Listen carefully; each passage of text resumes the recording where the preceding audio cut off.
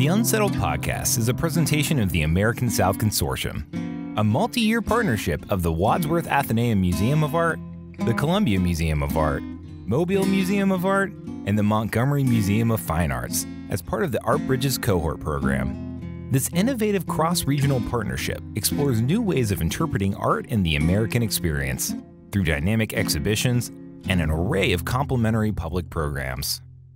Welcome back to Episode 2 of the Unsettled Podcast, the show where we explore the rich, complicated, and evolving topic of what the American landscape represents through the lens of American art. Produced in conjunction with the exhibition, Unsettled, The Landscape in American Art, on view now through September 8th at the Columbia Museum of Art. I'm your host and the Columbia Museum of Art's executive producer and content strategist, Drew Barron, and today on the program, we'll be speaking with glass artist Dan Friday, whose work Aunt Fran's Basket is on view in the exhibition. He'll be joining us shortly, but first, I'd like to welcome back to the program the Wadsworth Atheneum Museum of Art's Krieble Curator of American Paintings and Sculpture, Erin Monroe. Erin, welcome back to the show. Thank you, Drew. Happy to be here. Happy to have you. Welcome to Columbia. Here I am. Yeah. Here the show is. It's amazing to think we're at our second venue and having a chance to just keep the podcast episodes going as the show changes shape at each museum. Yeah, it's exciting. You know, the show's been open here for about a week, and the response has been great so far. I've heard a lot of really awesome feedback from visitors and my coworkers who all seem to love it. So, like, this has been really wonderful to have here, and it's cool to see it evolve, right? Because it feels a little different from Montgomery. I bet it's going to feel a little different when it goes to Mobile, Sure. and just seeing those little nuanced changes keeps it fresh and exciting, and it's different perspectives. So the piece in the show, Aunt Fran's Basket, is part of the Wadsworth collection, correct? Yes, it is. And when did y'all acquire that? It's a fairly recent acquisition, honestly, and came about as a result of an exhibition we presented on contemporary glass art. And so Dan's pieces, he had several pieces in that exhibition, but Aunt Fran's Basket was one that really sung to us and thought would be a great fit for the Wadsworth collections. Yeah, so what made y'all decide to put it in Unsettled? Well, the idea of landscape has been somewhat sort of birthed out of a more narrow representation, mostly oil paintings beginning in the 19th century. But we wanted to really expand that concept. And when you think about the materiality of earth, nature, as an element that is within landscape, but what about objects made from the earth, is how we got to baskets specifically. So in the exhibition, you'll see there's a 19th century, early 20th century Coast Salish basket, which is a kind of jumping off point for Friday's works. And the idea that he's taking a very traditional, long-standing art form in the terms of basketry and reimagining it in glass was exactly what we wanted to do, was really defy our understanding of landscape. Yeah. So one of the really cool things about Unsettled is it really looks at a lot of different perspectives. This isn't just a monolithic idea of what the American landscape really means, right? So tell me about why Dan Friday's perspective was such a great one to have in the show. Certainly. The idea of landscape seen through multiple lenses really spoke to the shaping of the exhibition. And as a contemporary Indigenous glass artist, there's a tremendous amount of history both within the medium and then within his own personal ancestry that spoke to kind of a counterpoint to so many of the more traditional landscapes depicted in the show. Yeah. You mentioned a moment ago that y'all acquired this piece through a glass art show. Can you tell me a little bit about that and kind of how y'all were introduced to Dan to begin with? Sure. I really have to credit my colleague Brandy Culp, who at the time was our curator of American Decorative Arts and really was at the starting point, at kind of ground zero of the Art Bridges project with me. So when we were considering objects many, many years ago and what this topic that we, for museums, could cover, we didn't know it would be landscape, and we didn't know that the Wadsworth would do a show on contemporary glass. But through the evolution of the project and Brandy really going almost on tour across the country and meeting glass artists, the Pacific Northwest is such a hub. And so she first met Dan Friday and identified really a selection of objects that would be great for our exhibition. And so Aunt Fran's basket was purchased shortly after that exhibition because it just spoke so beautifully to our own holdings, and it was really his work in general was among the kind of crowd favorites. Yeah. Well, speaking of the Northwest, let's go ahead and make our way over there where Dan is joining us remotely from Dale Chihuly's Boathouse studio. Hey, welcome back to the program. Up next, we have Dan Friday. He's a glass artist hailing from the Puget Sound region of the northwestern portion of the United States. He's a part of the Lumbee Nation and is currently living in Seattle, where he maintains an independent glass studio. Since starting his career in 1997, Friday has worked with some of the biggest names in the medium, including Paul Marioni, Preston Singletary, and since 2000 has worked at Dale Chihuly's renowned studio, the Boathouse. He's taught at the University of Washington, Pilchuck Glass School, and the Haystack Craft Center in Maine. Friday was also featured as a contestant on Season 3 of Netflix's hit glass art competition show, Blown Away. His work fuses glass with inspiration from his Coast Salish cultural heritage, utilizing forms such as bears, salmon, totems, and baskets. His work, Aunt Fran's Basket, is part of the Wadsworth Athenaeum Museum of Art's collection and is on view now at the Columbia Museum of Art as part of Unsettled, the Landscape in American Art.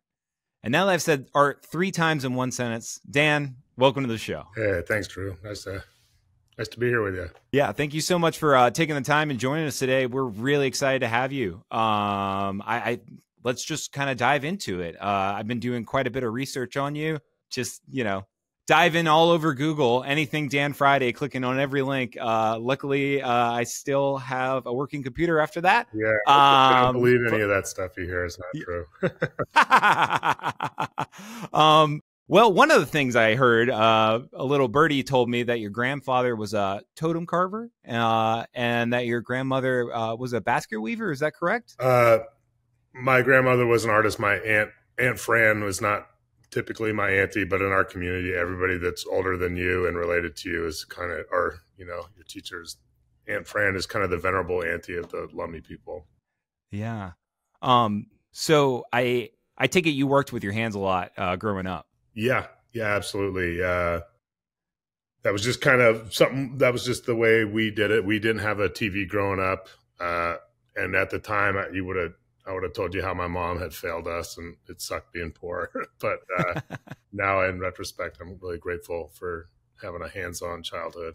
Now that I'm consequently raising kids myself, and we don't have a TV. And I mean, you just go outside and play. We're from the Northwest where everybody's like, oh, it rains all the time. And yeah, it does. And then once you're wet, you're wet. And then you're not getting that wet or worried about it. So, and in fact, I'd say now, working with my hands is a great way for me to just kind of turn off. And now I do a lot of interviews or talking or traveling. I've been on just a wicked tear of traveling, which is awesome because that's the business of being an artist, is returning emails and showing up to things and doing a lot of these other things that I really just am happy. When I don't make something with my hands for a couple days, I get a little like I need to break a sweat to, I get a little cagey. Yeah. And you started out in a different career path, right? But you were still working with your hands. Yeah. Didn't you start in kind of in a role as sort of an auto mechanic? Tell me kind of how you made that transition then, because I mean, those are both jobs where you're working with your hands, but they're pretty different. Yeah. Well, and I wasn't all the way into it. I mean, I guess I grew up pretty quick in some respects, but I also I went to, instead of high school, I went to community college, trade school, worked in auto shop, auto Votech or whatever. And I had a tow truck when I was 16, and I kind of thought my path was kind of set for me. My dad was a mechanic in the military, and when he was killed, I inherited all his tools, and I kind of just felt like it was like cut in stone for me that this is the next thing that you do. I went to alternative schooling growing up because those are the ones I seemed that,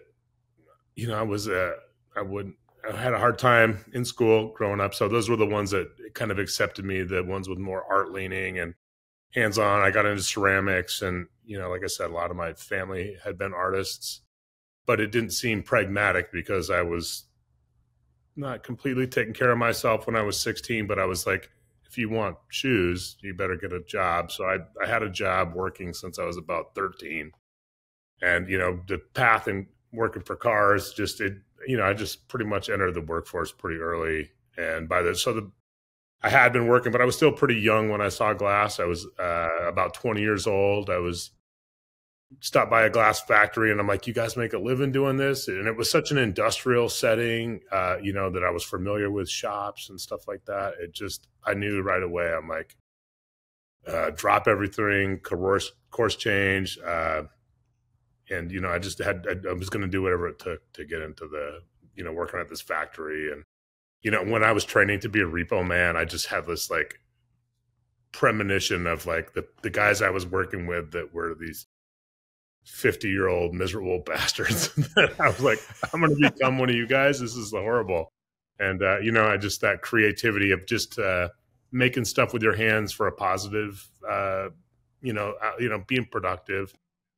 What I didn't like about working on cars is like you're just dealing with people on their worst day of their week. Or if you show up in the tow truck, nobody's like, hey, the tow truck guy's here. They're like, yeah, it was really illuminating. I knew right away when I got into it that it was for me. Yeah. So how did you make that transition then? Like, what was it? What was the first step in that direction? Well, like I said, I don't know if it's PC for the thing or whatever. I was stopping by at the factory. I was selling a bag of weed or something like that. And I showed up and I'm like, I'll do whatever. I got a job sweeping floors and building the equipment. I started in the tech room and working on the furnaces because a combustion system of a furnace is really simple compared to like a car. It's like 2-inch pipe and a venturi. And so I built a couple furnaces, and then I would, on my lunch break and the 15-minute break, go out and just start blowing glass. In about 6 months, they gave me a job on the floor because they knew that's what I wanted to do. But I was pretty content even to just so it was a factory. And so we made like gift store items and paperweights and Christmas ornaments and not high-end art, but still cool. Just like working with your hands in this positive way. The owner at the time, Rob Adamson, gave his friend, Paul Marioni, a phone call, and he goes, hey, I've got this kid. He's chomping at the bit. You got to get him into Pilchuck. And with a phone call, they kind of got me in a week later to an opening in Paul Cunningham's class at the Pilchuck Glass School. And I'd say that was one of those really pivotal moments in my life. And I got to see other artists working in this medium. You have a career as an artist, and a lot of people, especially in the glass art world, have gone this other academic, institutional, accredited path into art. And I just was happy to, I got, just by proxy of being in Seattle, there's obviously the history of the studio art glass movement, which is not huge, but definitely centered in the United States. And a big hub of that is the Northwest Continuum sort of thing. Yeah. It sounds like, judging by what you've said so far, that it didn't even seem feasible that there could be careers in glass prior to this experience. Was there any times afterwards where you sort of second guessed that, or after you kind of started to dive in, or did it just sort of, the ball just keep rolling? Well, it's not, the path isn't clear because you really have to just spend the 10,000 hours thing doing it. You can't read a book about doing this. It's not like, playing a violin, it's like playing a violin. You can't just, it's not a theory thing. You have to get the chops or the hand skills to do it. And the only way to do it is to do it. You can't fake it. And how was there a career? I had these great role models. I very shortly after starting at the factory, I switched from the factory and I ended up working at the Chihuly Boathouse so I must have been blowing glass 2 years. I think I started actually in 99, but like December of 99. So I must have been blowing glass for about 2.5 years already when I started here.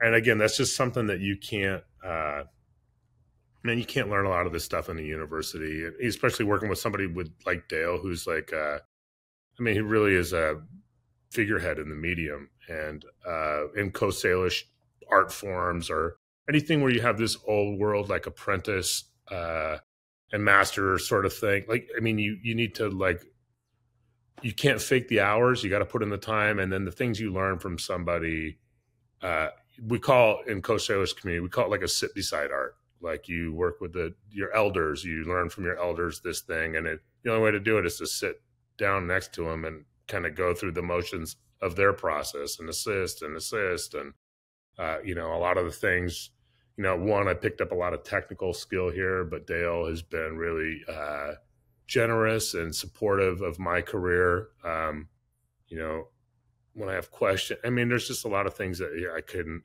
again, and just kind of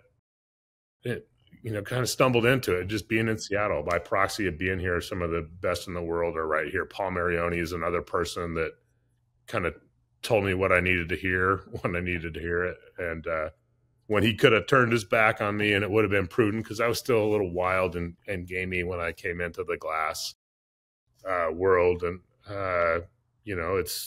it's like it's showbiz. If you show up on time, you're 15 minutes late. So it's really competitive industry. And, for people like Paul, when I wasn't really sure that I fit in with this odd group already, to give me a home, to give me a place where I felt at home in this community I needed that.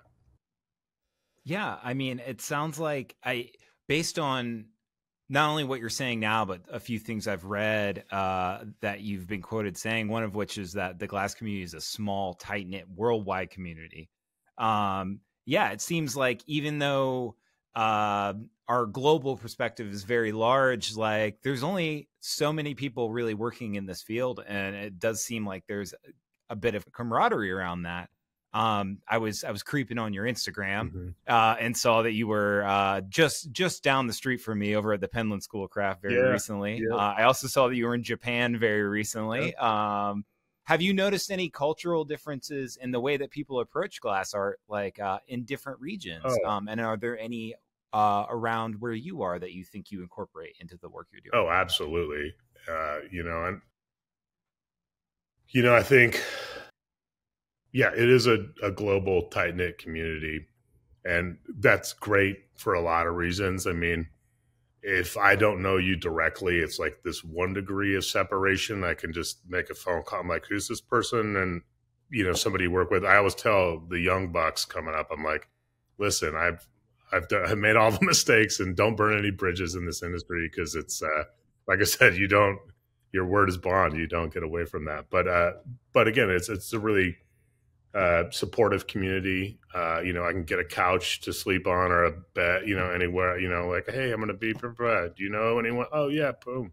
And, like I said, it goes a long way in this industry. I'd say, I've definitely come up with some of my own approaches to it, but we're all kind of standing on the shoulders of these Venetian techniques that, were, transferred over to the studio art glass movement, which is these freewheeling hippie cowboy gunslinger, just all these different types of nose technique, and there's different spectrums of glass that you can go heavy technique, less conceptual, more conceptual, less technique.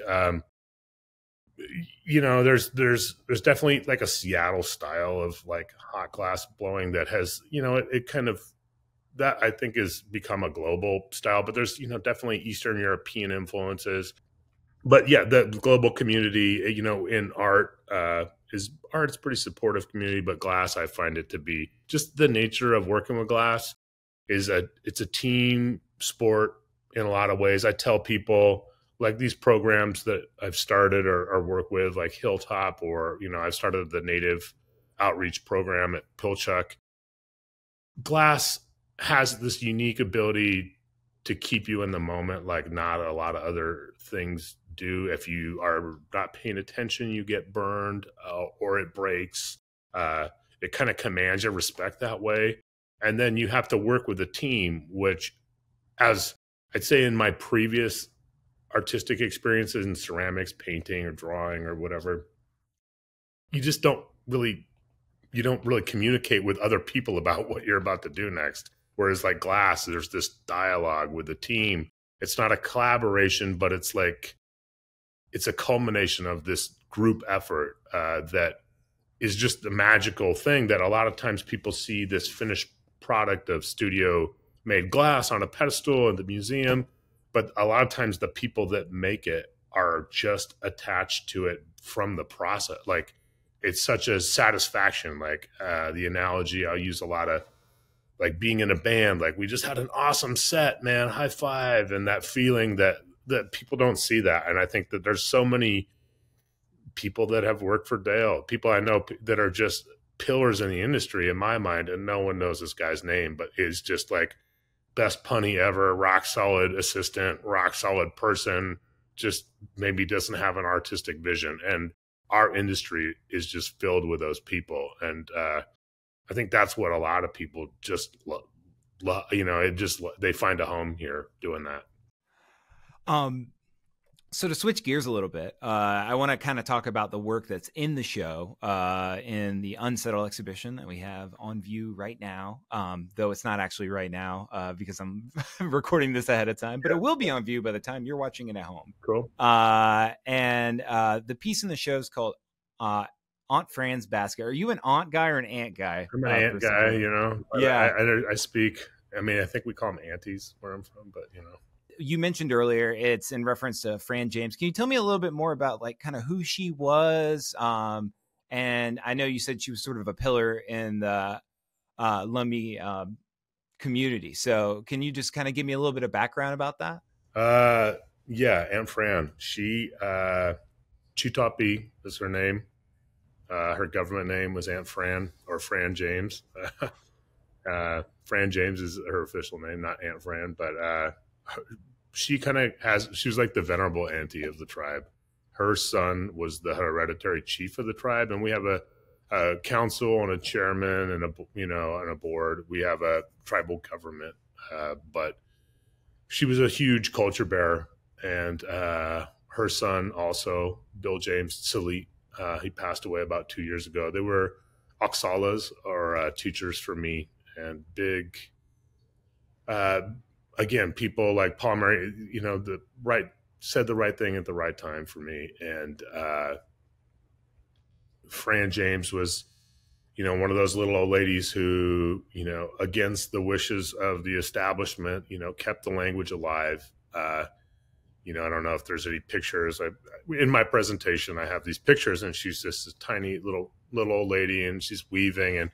But that's like what a rebel looks like. That's what a freedom fighter looks like. And we might not have a language today. Our language is really complicated. Weklamichasan, or Coast Salish, or Straight Salish, is really hard to speak. And it's one of those dying languages, like a lot of indigenous people. And just around the globe, we're all speaking English, and there is a lot of utility to that. But these things, when you're trying to hold on to your culture, having a language is a big part of that. And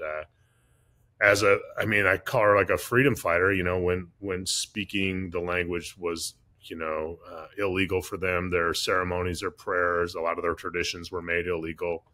And against persecution, just risking keeping these languages alive, these little old weaving, these circles of little old ladies kind of like bucking the trend, going against the man, and like, we're going to speak our language. And they're kind of what held that candle in the dark for a lot of us. You know, I mean, we teach Weklami Chasen in the schools to our kids today, and that just wouldn't, it just wouldn't be here without them. You know, my great uncle and people, you know, I got to be careful. People don't like to get too dark. And in my slideshow, I show a lot of like levity, and I've got some, but the candor and just being these stories can be dark, you know, like my great uncle, Aunt Fran's, my actual Uncle Reuben was like, yeah, we would have the language just beaten out of us. And when he would hear it spoken, they would get like physically nauseous, like sick to his stomach. Cause it was just, you know, when we are now acknowledging like what has happened in Canada with the residential schools, and they're finding the bodies of kids. Well, guess what? It didn't just happen in Canada. And these are stories that we grew up with. I remember hearing, these are the earliest stories I remember hearing, that they came and took us as kids, or he took all of our kids. My dad was removed and he was in foster care, and that's just in my generation. But he, to hear, you know, it's like, it's great now that in the meet, you know, like, at least we're talking about it. At least it's like, you know, when you go have a history, Washington State history, I mean, they don't mention this. And I'm like, well, I guess I grew up with a different Washington State history according to my family, you know? So, yeah, interesting times. And people like Fran, you know, we're really kept our flame alive in a lot of ways. Yeah. I mean, you know, the show itself, Unsettled, is really kind of about these histories that haven't been told. So I think this is like quite a very appropriate, maybe a really appropriate time to kind of just talk about thematically what the show is about. The reason it was titled Unsettled is it's sort of a play on words, right? Like the kind of the concept of like a settlement, and really, I think my understanding from the curators has really been that that name was chosen as a way to really question the idea of like a settled American landscape, because I think that can take on so many different meanings to so many different people, and what living in America, quote unquote, means is really so subjective to your own experience. I'm curious if you have any thoughts on that title, and just like what it might mean to you when you hear the phrase unsettled. Man, I got lots of thoughts. I'll try and put it in a cohesive thing here. Take your time. I'm not in a rush. Well, Unsettled, you know, and that's a great name for the show. You know, what we say around here is they call unceded, you know, because a lot of these lands weren't just, you know, because I mean, we could debate whether or not they're settled or not, but things have changed, you know, since my great-grandfather's time, my great-great-grandfather's time. My great-great-grandfather, Haystack Craft, he's, you know, we come from like the house of Haystack, and that's where our family is in Lummi, or in Lahakhtamish people. You know, we're Weklami people. Before these treaties, before there was a Lummi people, there was no Lummi people before, much like Navajo or, you know, the Madad, any of these names that are pretty household names now for tribes. A lot of times these weren't real, you know, they were just congregations of people. And so when you say, you know, the Lahakhtamish people, the people of the sea, or the Mish people, the Chushwahalitzin, the survivors of the flood, that's what we call ourselves, the people of America in our tribe. That, you know, we're survivors of the flood, and the Mish people would go into different groups, and they've kind of gathered us into one. And when my great-great-grandfather was at the signing of the Point Elliott Treaty, you could argue that they ceded their land, that they, you know, put an X on a piece of paper. Yeah, like a lot of places were completely unceded, you know what I mean? Like Vancouver, I mean, it's in the courts today in Vancouver. These lands were not given up, you know, and a lot of times, I mean, I think the crass way I've heard the trolls online say, to the victors go the spoils. And I'm like, I mean, I guess that's one way to look at it. If you're saying we're a defeated people, but we're still here, you know, and we still remember the names of these places before, you know, who can't speak to it are the people of California. You know, that was like a state sanctioned by this American government, never mind manifest destiny, that like there was bounties on the natives in California. Do you think that there was really only 150 tribes in the most fertile, livable, where everybody wants to live?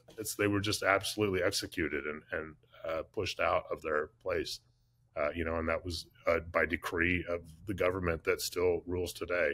I mean, not that long, you know, you want to say that's that long ago. My great grandfather, who I bear the name Kokot, or Spirit of the War Club, he was the son of Haystack, and he died 6 years before I was born. But his life, I mean, when you think about it's not that long ago, you know, 100 years. I mean, a lot has changed.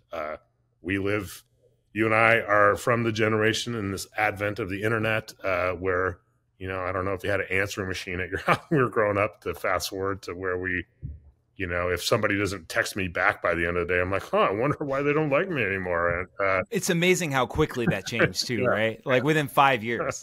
And so, but you know, these are heavy stories, and you know what I mean? Like I said, I'm never going to speak for anyone, but I'm not afraid to talk about them. And, you know, we could take it deeper, but as I guess back to bring it back, because I'll just keep wandering in my words, but the show Unsettled, you know, I understand the sentiment there. And, you know, we call it the unceded lands. You know, it wasn't really given up. It was pretty much taken, you know, but yeah. Hey. I think that's a powerful and important point, you know. I did want to kind of come back to the idea of the fact that you made this form into a basket. So in the exhibition, they actually have it installed next to a Coast Salish weaved basket that is part of the Wadsworth collection. Cool. Which it's really cool to see them side by side like that. And I know that you had an exhibition, Future Artifacts, where you actually curated a group of Coast Salish weavers as well.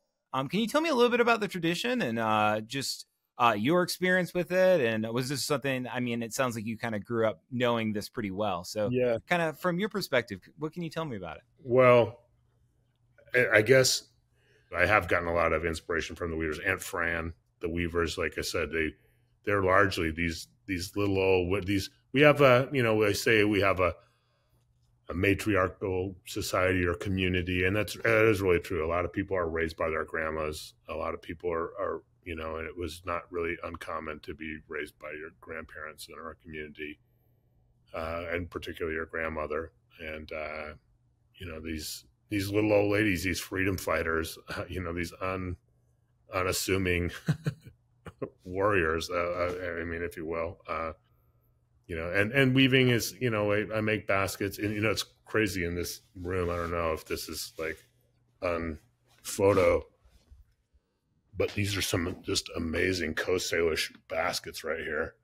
These are all like original. You can see where I get my inspiration for these. These are like museum artifacts. When I brought my Oksala, Troy Olson here, he saw these and he's like, you know, it just brought a tear to his eye. These baskets, these should be in a museum. This is Dale's personal collection. And these are Coast Salish like cooking baskets, and they're root baskets, and they're watertight, and that's how they would cook. And, you know, so this room that I'm in right now, this is like my homework room or my zone out room. And you know, I'm just sitting here with these, you know, I'm super inspired by the weaving. I do a little bit of weaving. It's nothing to write home about. My sister's a great weaver, and her glasswork is amazing too. And her artwork, she's actually kind of doing something new where she's combining weaving and glass blowing together. And so, what is it in the show? It's, the weavers are a big part of my Coast Salish influence.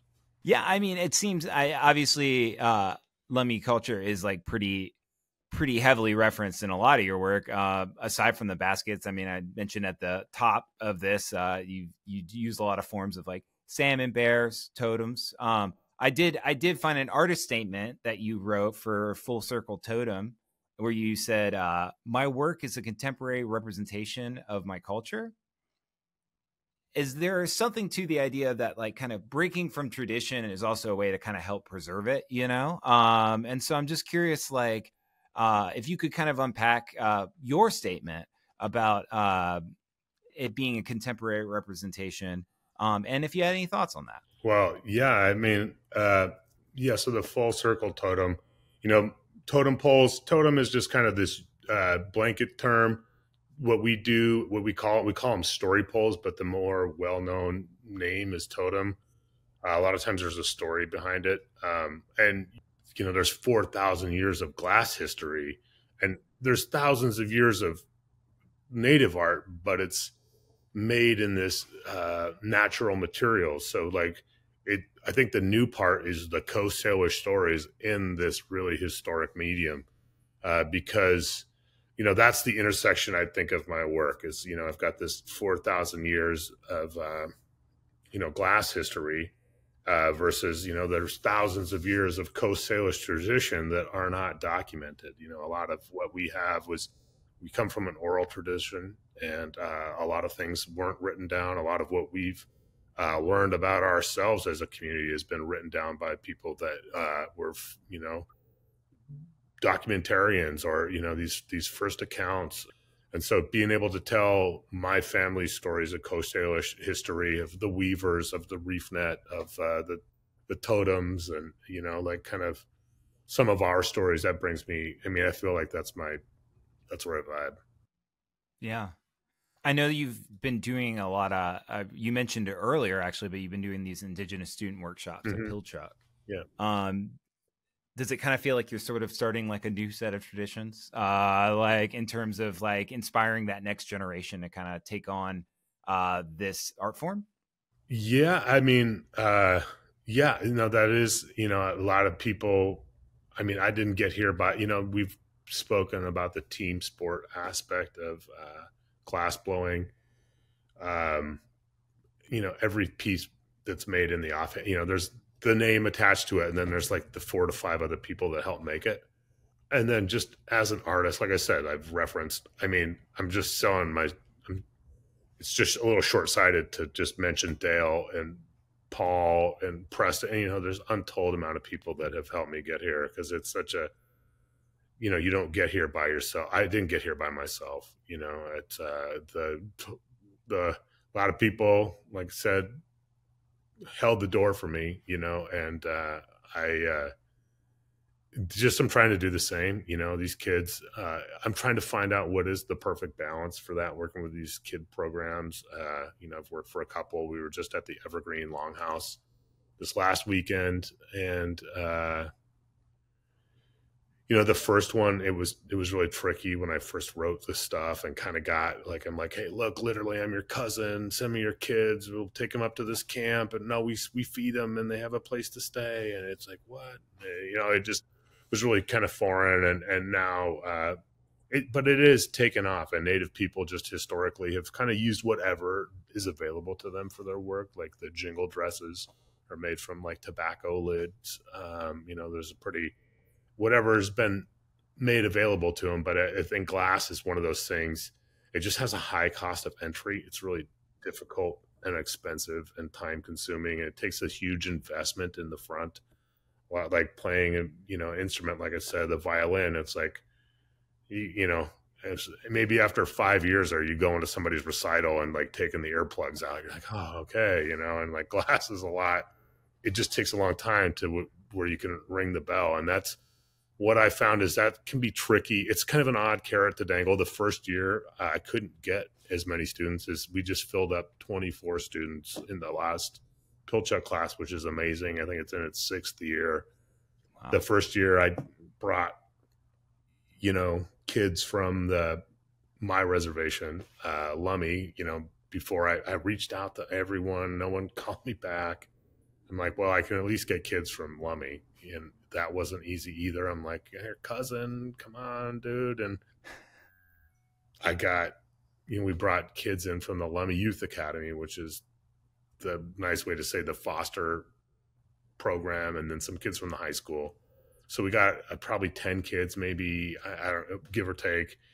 And, some of the kids like came up there for the week or 4 days with just one change of clothes or no coat. And I was like, God, this is kind of, pardon me, effed a little bit, because it's just a weird carrot to dangle, like Lummi, you want to go see a third world country. You don't have to travel over the seas somewhere. Like Lummi Reservation sits across Bellingham Bay from Bellingham, the city, which is like, try getting a place there. Good luck. And, I've seen things that would just make you cry there. Like, a extension cord running through 3 lots and people using a bucket for the bathroom, no water, raising kids like this, and living in like a lot full of cars, trying to keep your kid in school and you can't keep them,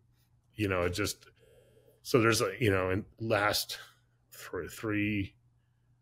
about a month and a half ago now, probably, we lost 7 kids in one day, and in a community of 3,500 people that like, I'm sure 7 kids die in New York regularly, but it was just, and it's to drugs, it's like the fentanyl. We're having just the massive, we're the first tribe south of the Canadian border. I don't know if that has anything to do with it, but, it's had a lot of drug problems. It's, pretty impoverished area.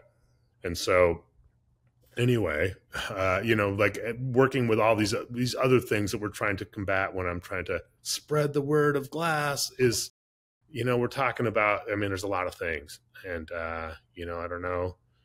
I just keep putting one foot in front of the other. The program is going great. We've incorporated the Northwest Indian College and the Evergreen State College, and we're taking older Native kids like that are enrolled in college into this program. It seems like a better fit, but I still, I've got to figure out. And so I bought the net shed, the old fishing shed, village shed, and I have a bunch of ovens up at Lummi, and I'm trying to figure out how to, kind of, you got to go to where people are. You got to meet them where they're at, I think, a little bit. And, it's kind of tricky dragging these kids, the kids I want to try and help. Like, I needed help.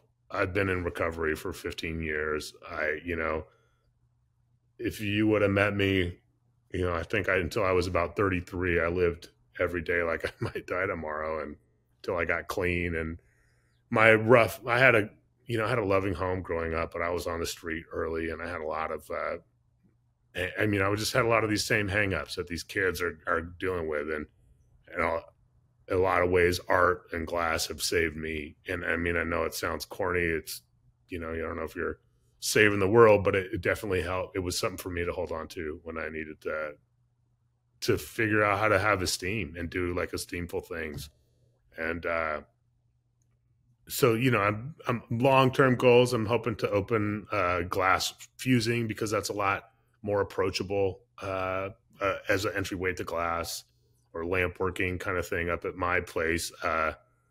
The school has been super great and supportive, but sometimes I also think that it's nice to have the freedom to do it on my own terms a little bit. And I'm definitely not as organized as my cousin said I should open a nonprofit or 503 or, I'm not that kind of person, but I'm hoping that the right person, I'm just hoping things work out. I've got a couple ovens up there, and I'd like to open a small studio that I can apprentice some kids up at Lummi with. So that's kind of what I'm doing.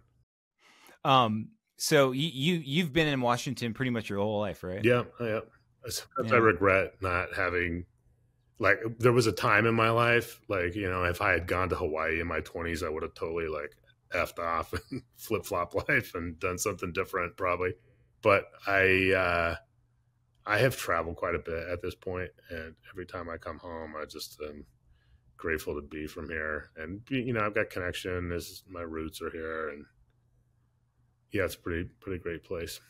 Yeah, I was just curious because I know I'd heard you mention on a different podcast, because I did listen to a ton of podcasts you were on, that you're a pretty avid fisherman, and that you also really enjoy foraging. Yeah. And so I figured you probably have a pretty intimate relationship with like the wilderness of Washington.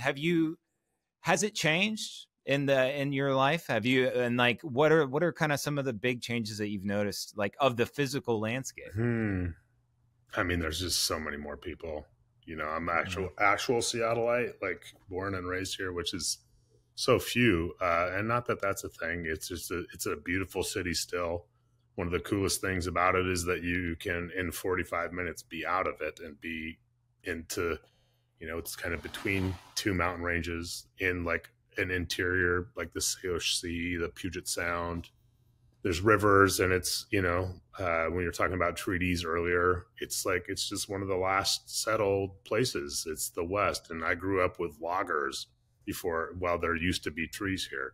None of those trees are still here, really. I mean, there's a few old growth forests left, but there still is, you know, trees, and the air quality. You drink the tap water, you can taste the difference. You know, there's as far as the city goes, but the area, you know, I was a fisherman, and all my cousins still fish. You know, if I'm lucky, I'll get out recreational fishing, but I make glass fish now. That's kind of it consumes my life a little bit, but you know, in my lifetime, and who knows, I know the planet, they say historically gets hotter and colder, and I think a lot of the marketing or what you're being told to think about it is, you know, I'm always, when they tell you to think anything about anything, you always got to take a second to like, give me a week and I'll get back to you about what I think about that. But I still am undecided, but I can tell you this, there's just less fish. You don't see them. I mean, I don't know. Is it pollution? Is it poison? Is it overfishing? Probably all these things. The amount of just trash, you know what I mean? I was just in Japan. God, I saw one cigarette butt and one, you know, I saw two pieces of trash the whole time I was there. And the city I live in now has just gone through some massive growing pains. And so now I do still have a studio here in Seattle, but I've moved out to Skagit Valley, closer to, I'm actually between the Upper Skagit Reservation and Lummi Reservation. I have a lot of family at Upper Skagit. I'm actually a quarter Swinomish and a quarter Lummi, and a lot of in that triangle right there. So I'm kind of right in the middle of that triangle, and it's nicer to be closer to the communities. You know, Seattle will always be my home, you know, or where I'm from, and I'm grateful for that. You know, I feel like a lot of what tribal youth could, not that they need to learn how to make glass, you know what I mean? Like, there's part of me, it's like that weird carrot to dangle. I'm like, welcome to Pilchuck. Do you even, you know, I mean, we'll kind of work on one kid ate 17 bowls of Lucky Charms in one day and got sick because it's just like, it's just kind of culture shock. And what I want for kids in the tribes, and it happens now more with the internet, but I mean, it's I've been fortunate enough to travel, you know, and just to see other people, and, you know, and just to know too that the plight of Indigenous people is like, it's kind of ubiquitous. Like, just look around the world, Tibet, like, yeah, I mean, Indigenous people are people that are, you know, I mean, there's an agenda wherever let's just hope they don't find any great natural resources on your land, you know, they'll come, you know, it's not unique. It's very recent, you know, and we see it still. We on the West Coast, we said the Point Elliott Treaty was one of the last treaties signed, and right about that 1855. And they had seen, you know, like what happened to the natives on the East Coast, and they're just when I travel through North Carolina, New York, the names of all the streets are just like names of ghosts. Like, these people are gone. You just don't see these people. And I feel really fortunate to be from an area where there still are, you know, we represent less than 1% of the U.S. population. I love the Pueblo. Santa Fe is another place I'm really I really love, just because you can interact with Native people everywhere, and it's in every aspect of the community or society there. Yeah, have I seen it change? I think we've all seen it changed. Like when you say Native communities, odd factoid, per capita, Native Americans, have the largest representation in the United States Army. And that's kind of counterintuitive, and they're less than 1% of the population. And then some 2% of the Native population is in the armed forces at some level. They believe in what it means to be American and fight for each other. I think America's having a little bit of an identity crisis right now, if you want to be honest. Am I proud to be American? I am, but I'm also, I'm a Lummi Nation tribal member first. I'm also, before I'm not, I'm a human too. Native people don't get a pass in my world. Native people have, I don't think anybody gets a pass. That's the community I represent, but I think that we're all responsible for our individual actions. And, I think this division that they're trying to sow, that's really popular. I think that it's a common theme, and I'm going to go out here on a limb, and I'm not trying to toss, but sometimes I feel like the media I don't know that there's an agenda of division, but I just feel like I just see it everywhere. You know what I mean? And like the things that I hold, because it'd be really easy for me to be like, F America, everybody's colonizers. I think that ship has sailed, and now all my nieces and nephews have an iPhone, and you're not going to get it out of their hand. But I figure out when we're trying to learn how to live with each other, you're right, we need to, this is our shared history now. And I think some of the wisdom of what Native cultures have had, that sustainability, that is just not, it's just not part of the conversation. I mean, it's a great marketing tool. We'll just put a little green leaf on the corner of whatever we're selling, and somehow that's green. But, I don't feel like turning my back on my countrymen either. You know what I mean? I feel like we're in this together. You know what I mean? And if we're going to get through this, I'm a human before I'm anything. And what I am is I'm a father to my kids. That's who I am before I'm even a tribal member. So, and then my responsibility is to those kids. And then from those kids, it's on to these kids around. I feel like with open heart, we call it when we raise our hands, you'll see me do this a lot. It's Coast Salish. It's Sayet.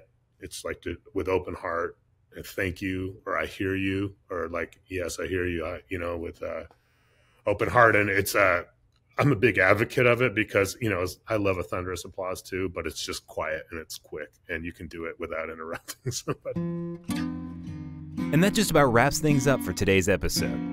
I'd like to thank our guests Erin Monroe and Dan Friday for joining us on the podcast. If you'd like to learn more about Dan Friday's work, you can check out his website, fridayglass.com.